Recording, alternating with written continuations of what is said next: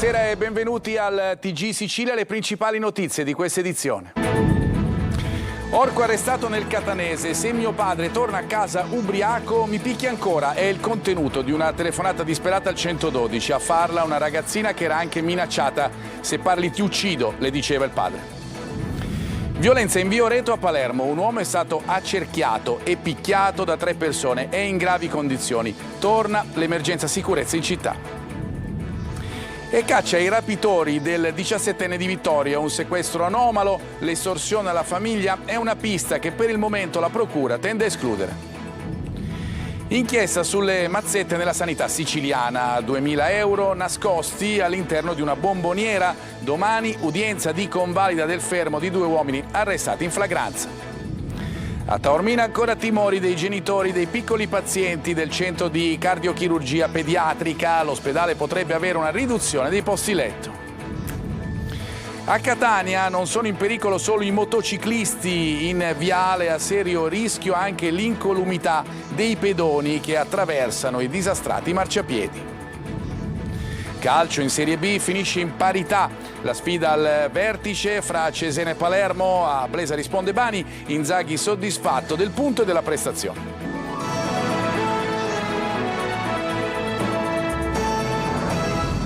Di nuovo ben trovati, un 59enne arrestato per maltrattamenti in famiglia, minacce e lesioni a Pedara nel Catanese. A denunciarlo con una telefonata disperata al 112 la figlia minorenne. Se mio padre torna a casa ubriaco mi picchia ancora. Sentiamo il servizio di Desiree Ferlito. Se mio padre torna a casa ubriaco mi picchia ancora.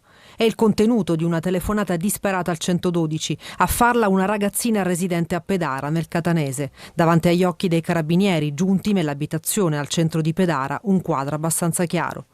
Il padre della giovane vittima in evidente stato di ebbrezza, nonostante l'arrivo dei carabinieri, cercava di bere ancora, poche giustificazioni e il tentativo di lasciare l'abitazione. Diverse le bottiglie di birra aperte già consumate sul tavolo della cucina. Un clima di terrore seminato nell'abitazione dal padre che, secondo quanto riferito dalla ragazza, le avrebbe detto più volte: se parli ti uccido. L'uomo, accusato di maltrattamenti in famiglia, lesioni e minacce, è stato arrestato in flagranza di reato. A confermare maltrattamenti anche la madre della giovane, anch'essa vittima da anni di percosse e minacce. Le 2 donne hanno raccontato ai carabinieri che la notte precedente il 59enne ubriaco avrebbe improvvisamente aggredito la figlia minorenne, svegliandola e colpendola con una violenza tale da farle sbattere la testa a terra, tanto che la piccola avrebbe riportato una ferita all'acero contusa. In quel frangente la ragazzina, temendo ripercussioni, avrebbe taciuto la verità ai medici del pronto soccorso dell'ospedale di Acireale. Per l'uomo si sono spalancate le porte del carcere di Piazza Lanza a Catania. Ancora violenza. A Palermo un uomo è stato accerchiato e picchiato da 3 persone in via Oreto, è in gravi condizioni ed in città riemerge l'emergenza legata alla sicurezza. Marco Gulla. Calci, pugni, colpi di bottiglia. 3 persone hanno accerchiato un uomo e lo hanno picchiato la notte scorsa in via Oreto a Palermo. La violenza davanti a uno dei negozi gestito dai commercianti del Bangladesh, uno dei tanti che sono stati aperti in questi anni nella strada a 2 passi dalla stazione centrale del capoluogo. Poi nel corso dell'aggressione, che sarebbe stata ripresa con un video, l'uomo sarebbe stato colpito anche con un oggetto contundente, probabilmente un crick. L'uomo, con ferite alla testa, è stato trasportato in ospedale. Le sue condizioni sono gravi. Le indagini sono state avviate e puntano a chiarire natura e movente del pestaggio, oltre a verificare l'eventuale utilizzo di oggetti atti a offendere. In questa fase gli inquirenti lavorano sulle informazioni disponibili e sulle testimonianze raccolte nell'immediatezza, mantenendo il massimo riservo sugli sviluppi. Nessun dettaglio viene escluso dalle modalità dell'accerchiamento al momento in cui sarebbero spuntati la bottiglia e l'oggetto metallico. Un'aggressione violenta che ancora una volta accende la spia dell'emergenza sicurezza in città. Il sequestro di Vittoria. Emergono particolari del racconto agli inquirenti del 17enne rapito e già rilasciato. La procura per ora tende a escludere la pista dell'estorsione. Tonino De Mana.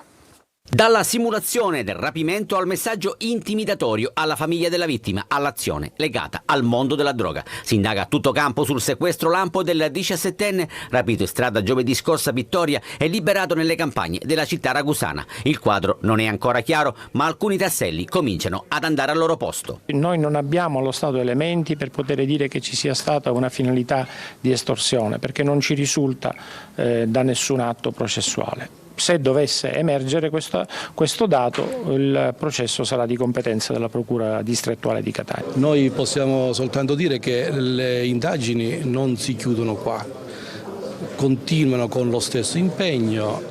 Agli investigatori che lo hanno interrogato a lungo, ai genitori e al legale di famiglia, il giovane ha raccontato che i 4 banditi che l'hanno rapito mentre era per strada con un gruppo di amici avevano un accento siciliano e che sarebbero rimasti incappucciati per tutta la durata del sequestro. Lo hanno trattato bene, non lo hanno minacciato, gli hanno dato da bere e un panino da mangiare, ma mio figlio non aveva fame, ha mangiato poco e ha bevuto tanto. La paura e la tensione era tanta, è stato un incubo per lui e per tutti noi. Per fortuna è andata bene, ha raccontato il padre del 17enne, che ha riferito di essere stato rinchiuso in un casolare di campagna e che gli uomini che lo tenevano in ostaggio erano sempre incappucciati. Un sequestro anomalo, senza richieste di riscatto, con dinamiche poco chiare. Un'indagine che è soltanto agli inizi, ma che parte con molte domande e al momento poche certezze. Un cittadino albanese è stato fermato dalla polizia nel corso di un posto di blocco al casello di San Gregorio a Catania. Viaggiava con quasi 28 kg di cocaina nascosti sotto il sedile della sua auto. Il servizio. Viaggiava in auto con 24 panetti di cocaina, occultati all'interno di un van appositamente creato sotto i sedili anteriori, sia lato conducente che passeggero, per un totale di quasi 28 kg. In queste immagini della Polizia di Stato un agente li preleva uno ad uno da una piccola apertura sotto il sedile della Renault Scenic fermata dalla squadra mobile della Questura di Catania sull'autostrada A18 Messina-Catania durante un posto di blocco nei pressi del casello autostradale di San Gregorio. A bordo un cittadino albanese di 39 anni. A insospettire i poliziotti l'insofferenza mostrata dal fermato durante il controllo e le risposte contraddittorie alle richieste di spiegazioni sulla sua presenza nel territorio etneo. Comportamento che ha spinto i poliziotti a procedere con una perquisizione più approfondita del veicolo, che ha permesso di scoprire l'ingente quantitativo di droga e portato anche al sequestro del mezzo e di 2 smartphone in possesso dell'uomo. La cocaina sequestrata avrebbe fruttato sul mercato oltre 1.300.000 euro. In attesa della convalida del fermo, atteso nelle prossime ore, il cittadino albanese è stato rinchiuso nel carcere di Piazza Lanza. Domani è prevista l'udienza di convalida del fermo del commercialista Mario Lupo e del dirigente dell'ASP di Palermo Francesco Cerrito, arrestati in flagranza mentre avveniva un passaggio di denaro. Maglio Viola. 2.000 euro dentro una bomboniera. Mario Lupo, commercialista e rappresentante di 2 associazioni che si occupano di assistenza ai malati terminali, ringraziava così il dirigente della programmazione sanitaria e territoriale dell'ASP di Palermo, Francesco Cerrito, per la celerità con la quale aveva erogato i mandati di pagamento alle associazioni. I poliziotti della squadra mobile hanno filmato la consegna della bomboniera nel parcheggio degli uffici dell'ASP in via La Loggia, ai locali dell'ex manicomio della città, e subito sono entrati in azione per sequestrare l'oggetto e verificare che effettivamente dentro ci fossero nascoste 20 banconote da 50 euro. Gli investigatori lo avevano capito durante settimane di intercettazioni e pedinamenti a carico sia di Lupo che di Cerrito, dovevano solo dimostrarlo. Con l'irruzione e il sequestro del denaro è scattato anche il fermo in flagranza per entrambi.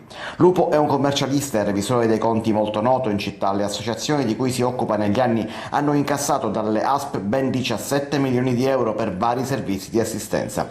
Dopo gli interrogatori di garanzia e la convalida, l'indagine potrebbe allargarsi. Ma nel frattempo la vicenda sbarca anche sui tavoli della politica. L'ASP di Palermo infatti è senza manager dal 21 gennaio scorso, quando Daniela Faraoni è stata nominata assessore alla salute.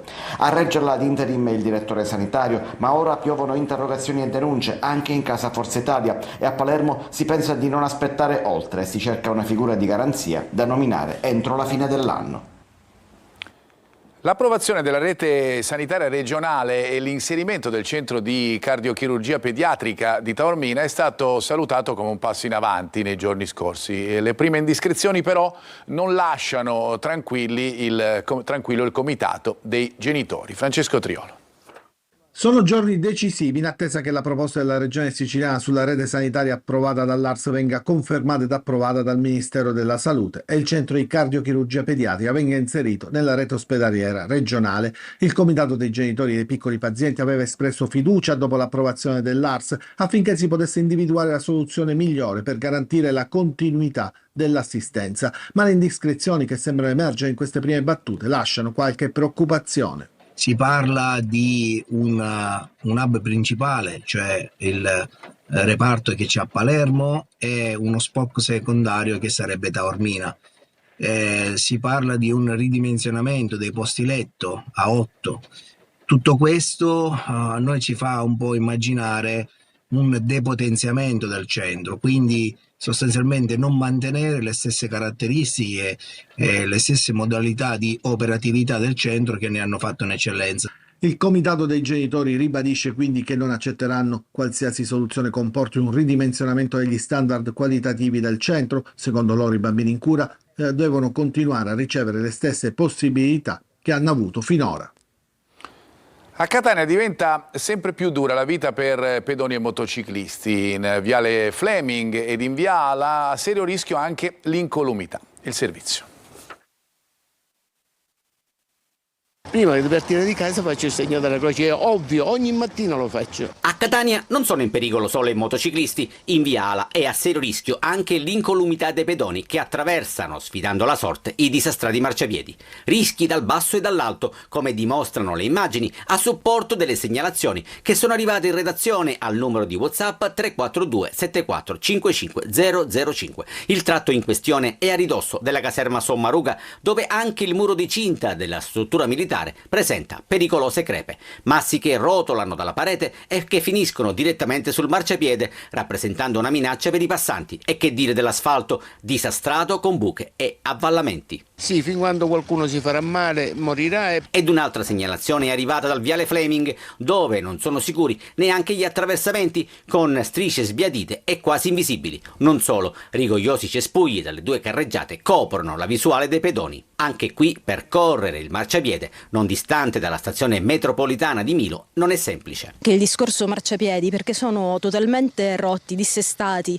si è pincolte anche qua sul marciapiede, si deve spesso scendere in mezzo alla strada per poter appunto passare. L'altro giorno anche una signora con il passeggino è dovuta scendere con il passeggino, con i rischi che comunque con i rischi a cui si va incontro. Arrivare a casa sani e salvi è già un miracolo. Torniamo a Palermo, città fragile quando piove in modo consistente. Basta un'acquazzone e si allaga tutto. E c'è chi spiega che ci vorranno anni per superare il gap infrastrutturale. Maglio Viola. Piove e Palermo si allaga, una scena che si ripete ad ogni acquazzone un po' più consistente, e anche nelle ultime due occasioni della scorsa settimana gli allagamenti hanno governato la cronaca cittadina e con essi l'esplosione di polemiche che seguono ogni evento. Dall'opposizione chiedono spiegazioni al sindaco su pulizia caditoie e interventi di manutenzione, portata degli impianti fognari, ma l'amministratore unico di AMAP, l'acquedotto di Palermo che gestisce anche la fognatura, dà una spiegazione a tutto. Il sistema fognario di Palermo è stato realizzato fra gli anni 70 e 80 e la sua portata è commisurata a 3 volte le piogge di quegli anni. Oggi le piogge sono 15 volte più intense, anche se più rarefatte. La morfologia della città inoltre è cambiata con nuove strade, nuove costruzioni, insomma bisogna rifare le infrastrutture fognarie. Un lavoro iniziato ma che va a rilento. Servono 2 collettori, il collettore nord-occidentale e il collettore sud-orientale, opere affidate dal commissario unico per la depurazione.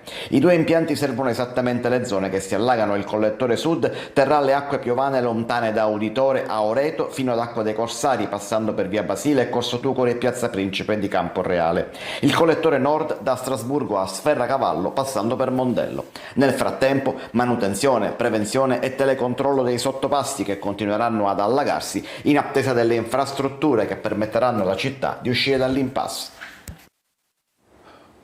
Quasi 750 esemplari di diamantini esposti a Siracusa, da nord a sud, 80 gli allevatori arrivati in Sicilia legati proprio dalla passione per l'ornitologia. Ma la mostra diventa anche un concorso di bellezza. Francesco Aloi. Io vengo in provincia di Agrigento, anzi questa mostra stavolta è stata fatta in Sicilia non c'era mai stata una mostra ornitologica di solo diamanti di Gould o comunque di esotici così capiente. C'è chi arriva dall'Agrigentino e chi invece ha macinato più chilometri, da nord a sud, tutti uniti dalla stessa passione per gli uccelli. Vengo dalla provincia di Chieti, quindi ho raccolto tutti gli animali provenienti dal nord Italia, con il mio furgone attrezzato appunto anche per portare questi uccellini, questi animali. 80 allevatori e quasi 750 esemplari di diamantini, tutti a Siracusa nel salone della chiesa di San Corrado Confalonieri per la mostra ornitologica. Un weekend che ha visto questi uccelli impegnati in un vero e proprio concorso di bellezza. Tutto per loro. Qui ci sono esposte tutte le mutazioni dei Gould. Ogni mutazione ha un primo e poi tra i primi si scelgono i più belli della manifestazione. A scegliere i più belli sono i giudici della Federazione Ornitologica Italiana.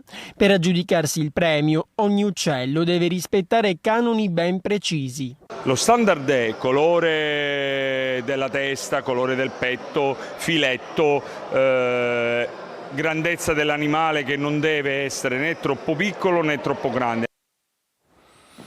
Adesso vi raccontiamo una storia che è romantica, sembra quasi impossibile ma è vera, verissima. Lui è di Mazzarrone, lei di Comiso, e il loro incontro, il loro amore è nato da un messaggio lasciato in una bottiglia poi lanciata in mare. Il servizio è di Veronica Barbarino.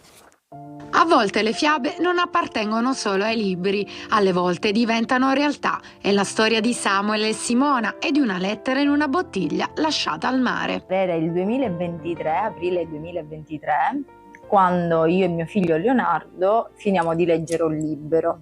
La fine di questo libro ispira Leonardo a voler lanciare una bottiglia in mare, ma io da buona romantica e sognatrice decido di mettere un bigliettino. Questa richiesta viene accolta anche da Leonardo e così niente, lui stesso mi detta una frase che dice: sono Leonardo, un bambino di 3 anni e mezzo e vorrei donare un po' della mia gioia e dei miei sorrisi a chi troverà questa bottiglia. Se vi va di conoscervi, chiamate la mia mamma, si chiama Simona. 4 mesi dopo, come da tradizione, ogni estate io e la mia famiglia venivamo in vacanza a Marina di Ragusa. Quel giorno in particolare decidiamo di affittare delle biciclette per andare a fare un giro. Siamo arrivati sugli scogli di Punta Braccetto e dopo questo tuffo dagli scogli vediamo galleggiare questa bottiglia perfetta, intatta, con questa pergamena dentro. Ho preso il mio telefono e ho chiamato Simona. 1 mese di conversazioni su WhatsApp, un incontro, un bacio, poi la convivenza a Marina di Ragusa.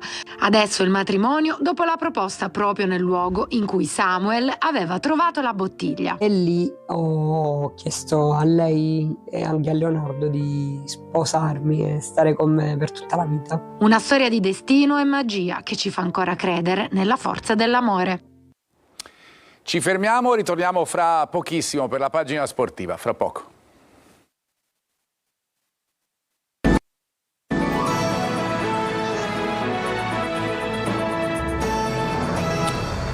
Ben ritrovati, seconda parte del nostro telegiornale, il calcio con il Palermo che in Serie B fa 1-1 in casa del Cesena. Soddisfatto Pippo Inzaghi, era una partita difficile, ha detto l'allenatore Bani, risponde al gol di Blese, sentiremo proprio anche lui nel pezzo di Marco Gulla.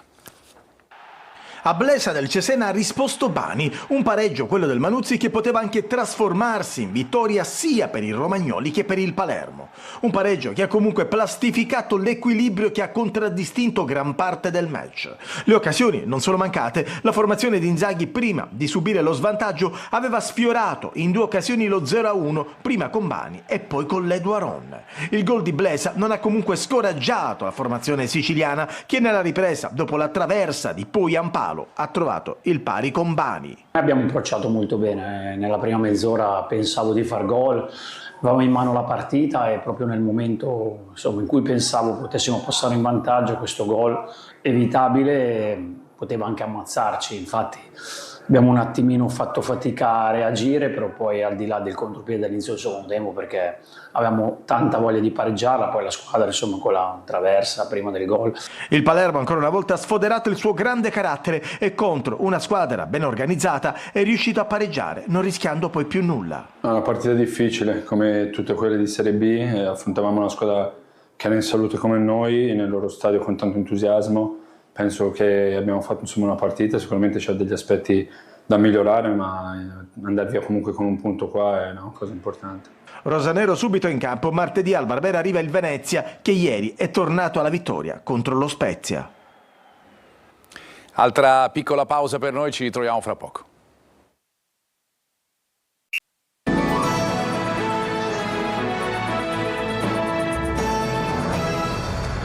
Bene, davvero tutto per questa edizione, grazie per averci seguito e una buona serata.